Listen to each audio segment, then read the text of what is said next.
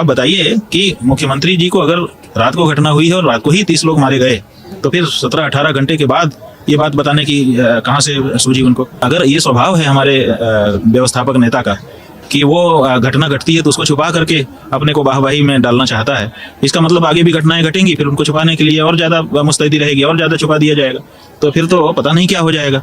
तो इसलिए हमने कहा कि अच्छा हो कि अब किसी और मुख्यमंत्री को ये दायित्व दिया जाए और इनको कहा जाए कि विराम लीजिए। हम सफाई हैं, हम सफाई होते तो हम सपा के कार्यालय में काम कर रहे होते। हम यहाँ पर बैठ करके यज्ञ कर रहे हैं गौ माता की रक्षा के लिए, सपा गौ माता के लिए कार्यक्रम कर रही है। हमको लोग कह रहे हैं कांग्रेसी हैं, कांग्रेस गौ माता की रक्षा के लिए आंदोलन चला रही है, कांग्रेस जो है हमारे यज्ञ में सम्मिलित है। उन्होंने कहा कि 10 साल बाद मरो चाहे 15 साल, ऐसे कुछ शब्द कहे, मरना ही है तो अच्छा ही हुआ। ये अच्छा कैसे हुआ? जय श्री राम मित्रों, इस इंटरव्यू में स्वामी अभिमुक्तेश्वरानंद जी महाराज जी से पूछा गया कि बागेश्वर बाबा जो बोले हैं कि कुंभ में मरने वालों को मोक्ष मिल गया है, उस पर स्वामी जी की क्या प्रतिक्रिया है और ये कैसे योगी सरकार को भला बुरा बोल रहे हैं और ये सनातन धर्म और इस समय भाजपा सरकार, योगी मोदी जी और कुंभ की व्यवस्था के बारे में और सरकार के बारे में क्या बोल रहे हैं, ये सभी हिंदुओं को देखना बहुत ज़्यादा ज़रूरी है। अगर आप सच्चे हिंदू हैं तो इस इंटरव्यू को लास्ट तक ज़रूर देखिएगा। ये इंटरव्यू अभिनव पांडे जी ने लिया है, जो कि पूरा क्रेडिट द लल्लन टॉप को जाता है। तो हम लोग प्रतीक्षा करते रहे, तो 8:08 पे उनका एक ट्वीट आया, उसमें उन्होंने लिखा था कि स्नान सब घाटों पर अच्छे से हो रहा है, अफवाहों पर ध्यान ना दें। तो हम लोगों को लगा कि अगर योगी जी ये कह रहे हैं, इसका मतलब है कि उनको बदनाम करने के लिए कोई साजिश चल रही है और अफवाह फैलाई जा रही है। टेलीविजन वाले भी कह रहे थे अफवाह पे ध्यान मत दें, तो हम लोगों को लगा कि ये अफवाह है। फिर थोड़ा और देर हो गई, तब मेलाधिकारी जी से संपर्क करने का प्रयास किया गया, तो सीधे तो हमारी बात नहीं हुई, हमारे किसी व्यक्ति के माध्यम से बात हुई। उन्होंने कहा कि महाराज जी से कहा जाए कि 10:30 बजे हम कुछ भी बता पाएंगे, 10:30 बजे के पहले हम लोगों की मीटिंग्स हो रही है, हम कुछ नहीं बोल सकते। तो हम लोग 10:30 बजे की प्रतीक्षा करने लगे। दोनों शंकराचार्य प्रभुओं के चरणों में निवेदन कर दिया गया कि 10:30 बजे ही आगे के बारे में कुछ तय होगा, उस तब तक कुछ नहीं हो सकता है और कोई कहीं जाएगा नहीं, कोई आएगा नहीं, अभी शांति रखा जाए। तो जब 10:30 बजने वाला था, उसके पहले 10:20 पर एक फिर उनका वीडियो आया आदित्यनाथ जी का। उसको हम लोगों ने बड़े ध्यान से, बड़ी तत्परता से सुना, क्योंकि उन्हीं से सच्ची खबर मिलने की हम लोगों को उम्मीद थी।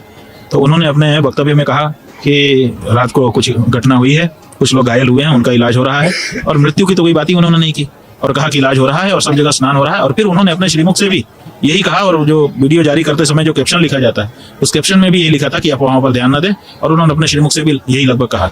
अब बताइए कि मुख्यमंत्री जी को अगर रात को घटना हुई है और रात को ही 30 लोग मारे गए, तो फिर 17-18 घंटे के बाद ये बात बताने की कहाँ से सूझी उनको? उसके पहले ही क्यों नहीं बता दिया? अगर वो संख्या ना बताते, वो कह देते कि कुछ लोगों के मारे जाने की भी खबर है और आप लोग चिंता मत करिए, मैं स्वयं चीजों को देख रहा हूँ, तो भी तो लोगों को ढाढ़स बनता कि भाई घटना हो गई है और अब पूरी नजर है, कुछ गड़बड़ी होने की संभावना नहीं है। लेकिन उन्होंने पूरे दिन हम लोगों से ये छुपाए रखा, और छुपाए रख करके हम लोगों को सहज होने के लिए प्रेरित किया, जबकि घटना बड़ी घट चुकी थी। ऐसे में उनके जो लोग श्रद्धालु मरे, उनके बारे में हम लोग अफवाह समझते रहे उनकी मृत्यु को, और हमारे मुख्यमंत्री जी के कहने पर अफवाह समझते रहे। अगर ये स्वभाव है हमारे व्यवस्थापक नेता का कि वो घटना घटती है तो उसको छुपा करके अपने को वाहवाही में डालना चाहता है, इसका मतलब आगे भी घटनाएं घटेंगी, फिर उनको छुपाने के लिए और ज्यादा मुस्तैदी रहेगी और ज्यादा छुपा दिया जाएगा, तो फिर तो पता नहीं क्या हो जाएगा। तो इसलिए हमने कहा कि अच्छा हो कि अब किसी और मुख्यमंत्री को यह दायित्व दिया जाए और इनको कहा जाए कि विराम लीजिए, ताकि एक नया विश्वास जनता में फिर से पनपे। अब उसके बाद से हमको लोग गालियां दे रहे हैं, कह रहे हैं कि ये राजनीति कर रहे हैं। हम इसमें क्या राजनीति कर रहे हैं? ये श्रद्धालुओं के लिए जगह है। स्वयं आदित्यनाथ जी ने वीडियो में कहा है, वो वीडियो हम लोगों ने कई बार देखा है, उसमें उन्होंने कहा है कि 40 करोड़ लोगों के आने की संभावना है, लेकिन मैंने 100 करोड़ लोगों की व्यवस्था की है। तो जब 100 करोड़ लोगों की आपके पास व्यवस्था है, उसमें 40 करोड़ लोग आ रहे हैं, तो फिर अव्यवस्था कैसे हो सकती है? अगर 100 करोड़ की व्यवस्था में 140 करोड़ आ जाएं, तब तो अव्यवस्था की संभावना है कि ज्यादा लोग आ गए, जितना हमने आकलन किया था। जब आप 100 करोड़ की व्यवस्था किए हैं और 40 करोड़ आ रहे हैं, आप खुद कह रहे हैं, तो और 40 करोड़ तो थे ही नहीं।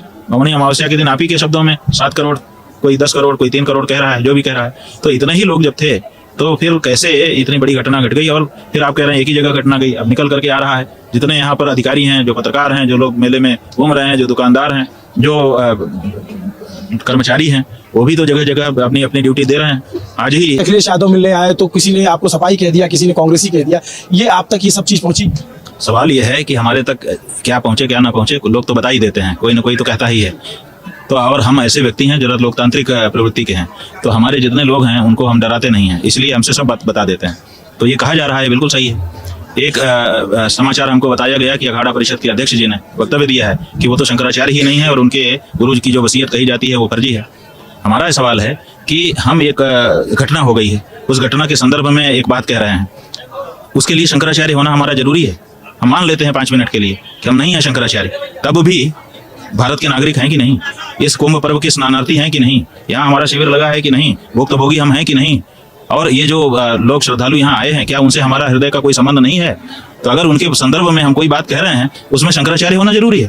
और लोग ये कह रहे हैं कि हम सपाई हैं, हम सपाई होते तो हम सपा के कार्यालय में काम कर रहे होते, हम यहाँ पर बैठ करके यज्ञ कर रहे हैं गौ माता की रक्षा के लिए, सपा गौ माता के लिए कार्यक्रम कर रही है। हमको लोग कह रहे हैं कांग्रेसी हैं, कांग्रेस गौ माता की रक्षा के लिए आंदोलन चला रही है, कांग्रेस जो है हमारे यज्ञ में सम्मिलित है। अगर हम भाजपाई, हमको भाजपाई कह दो, वो कह नहीं पा रहे हैं, तो भाजपाई भी हम हो तब भी उससे क्या हो जाता है। सवाल ये है कि हम जो बात कह रहे हैं उसको नहीं तोड़ना चाहता कोई। हम जो ये कह रहे हैं कि मुख्यमंत्री ने जो घटना घटी उसके बाद उसको छुपाने का जो प्रयास किया वो अपराध है। और हमको पत्रकारों ने ला करके फोटो दिखाए हैं, कह रहे हैं 30 लोग मरे, वहां पर जो पोटली बंधी हुई है उनके ऊपर जो कफन सफेद कपड़ा बांधा गया है उस पर हर शव का नंबर लिखा गया है, उसमें 58 नंबर दिखा रहे हैं, उसमें 37 नंबर दिखा रहे हैं, उसमें 64 नंबर दिखा रहे हैं। वो कहाँ से दिखा रहे हैं? वो फोटो में कैसे वो नंबर दिखाई दे रहा है? जो सूची जारी हुई है उसमें अलग अलग शव के नंबर कैसे दिखाई दे रहे हैं? और दूसरे 1500 लोग गायब हैं, वो उनके बारे में क्या है? लोग यहाँ पे परेशान हैं कि हम मोर्चरी गए थे, वहां पता नहीं चला, हम इस अस्पताल गए, उस अस्पताल गए, कोई बताने को तैयार नहीं है। वीडियो दिखाया जा रहा है कि पत्रकार गए हैं कवर करने के लिए, उनको पुलिस जो है धक्का मार करके बाहर कर रही है। जो लोग मिल रहे हैं, सैकड़ों हजारों लोग अभी तक हमसे मिल चुके, बात कर चुके, वो कह रहे हैं कि हम वीडियो बना रहे थे, पुलिस ने हमको रोक दिया, हमारा मोबाइल छीन लिया कि वीडियो मत बनाओ, फोटो मत खींचो। तो ऐसी सब परिस्थिति हो रही है। ये क्यों हो रही है? आप घटना हो गई है, वो क्यों हुई ये तो अभी विश्लेषण का विषय है, जांच के बाद पता चलेगा। आप आज जगत गुरु की उपाधि बांट रहे हो यहाँ आकर के, ये आपको कोई दुखी नहीं है, कुछ हुआ ही नहीं है जैसे। तो ये जो श्रद्धालुओं की मृत्यु के बाद का जो आपका आचरण है उससे हमको तो पीड़ा है और अपनी पीड़ा को हम व्यक्त कर रहे हैं। कौन हमारे साथ खड़ा है, कौन हमारा विरोध कर रहा है, वो एक अलग प्रश्न है। नहीं, हमने वो प्रेस कॉन्फ्रेंस अभी नहीं देखी है। लोगों ने बताया कि वो कह रहे थे कि कुछ सनातन विरोधी हैं। कौन सनातन विरोधी है? नाम बताएं उसका। जो कुछ सनातन विरोधी हैं ऐसा कह करके हर व्यक्ति को शंका में डाल दिए। जैसे हम कहें कि यहाँ कुछ लोग हैं, यहाँ जैसे 100 लोग खड़े हैं, अगर हम कहें कि 2 लोग इसमें से चोर हैं लेकिन नाम ना बताएं तो इसका मतलब सबको हमने शंका में डाल दिया कि इसमें से कोई भी चोर है, हर आदमी चोर सिद्ध कर दे रहे हो। आप कह रहे हो कुछ लोग सनातन विरोधी हैं, अगर आपको जानकारी है तो आपको नाम बता देना चाहिए ताकि सबके ऊपर शंका ना जाए। कौन सनातन विरोधी है बताइए, और उसने कौन सा सनातन विरुद्ध कार्य यहाँ पर किया है वो भी बताइए। आप देखिए, हम तीनों शंकराचार्यों ने मिल करके जिस समय इनका मामला खत्म हो रहा था उस समय संगम पहुंच करके स्नान करके फिर से उसको वातावरण को सामान्य बनाने में योगदान किया। बागेश्वर बाबा करके हैं, उन्होंने इस तरीके का बयान। देखिए, किसी व्यक्ति के बारे में हम टिप्पणी नहीं करेंगे, लेकिन अगर सांत्वना देने के दृष्टिकोण से कोई ये कहता है कि चलो भैया जो हुआ उनकी सदगति होगी, ऐसे शब्द कहे जा सकते हैं, नहीं कहे जा सकते ऐसी बात नहीं है, क्योंकि सांत्वना देना उद्देश्य होता है। लेकिन जिस तरह से उन्होंने कहा है, हमको सुनाया गया, उन्होंने कहा कि 10 साल बाद मरो चाहे 15 साल, ऐसे कुछ शब्द कहे, मरना ही है तो अच्छा ही हुआ। ये अच्छा कैसे हुआ? ऐसी क्रूर मृत्यु, ऐसी पीड़ादायक मृत्यु, ऐसी अपमानजनक मृत्यु, आप सोचिए कैसे अपमान हुआ। हमको एक आदमी ने वीडियो दिखाया और वीडियो दिखाते समय उसकी आंखें से आंसू निकल रहे थे, टप टप गिर रहे थे। हमने कहा तुम क्यों रो रहे हो, तुम तो कई बार देख चुके इस वीडियो को।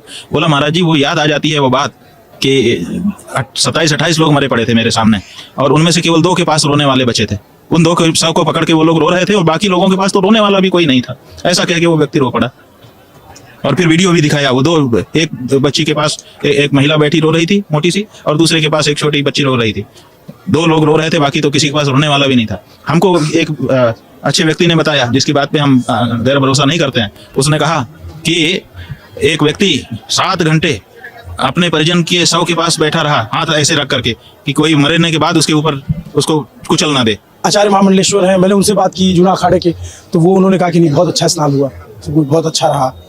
प्रधानमंत्री मुख्यमंत्री को उन्होंने धन्यवाद ज्ञापित किया।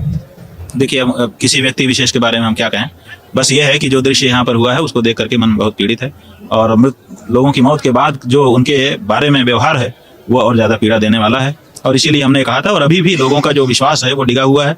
हमने ये कहा था, देखिए हमने भारतीय जनता पार्टी का हित समझ करके कहा था, सनातनी जनता में घटना के बाद जो एक डर कायम हो गया, जो एक अनास्था सी उत्पन्न हो गई, वो हटाई जानी चाहिए। एक डर कायम हुआ कि कुछ भी हो सकता है, उसको हटाया जाना बहुत जरूरी है। एक अनास्था कायम हुई कि धर्म के क्षेत्र में हम जाएंगे और हम मर भी जाएंगे तो कोई न संत न महंत न पुजारी न पंडा कोई हमारी देखरेख नहीं करे, न प्रशासन। तो एक अनास्था सी उत्पन्न हो गई कि क्यों इनके पास जाना। तो ये हमारे धर्म के लिए लंबे समय के लिए अच्छा नहीं। तो हम चाहते हैं कि ये जो अनास्था और ये जो अविश्वास, ये जो भय पनप गया है इस घटना से, उसको दूर किया जाना चाहिए और उसके लिए कदम उठाए जाने चाहिए।